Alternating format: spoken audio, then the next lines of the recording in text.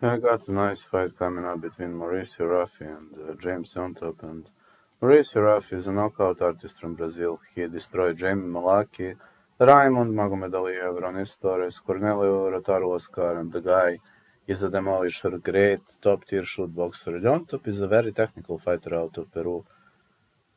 6 foot 73 inches of reach. Yontop showcased some high-level skills against Chris Padilla, but he lost via rear naked choke. Against Borchev, it was a close fight, very technical war.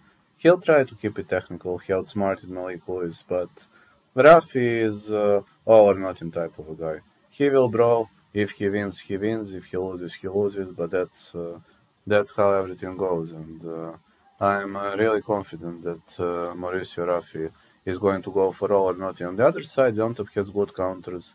Rafi is leaving himself too open while advancing forward. So I predict a knockout in this fight. Fight not going the distance is my official call. Side call, I think Rafi gonna smoke him.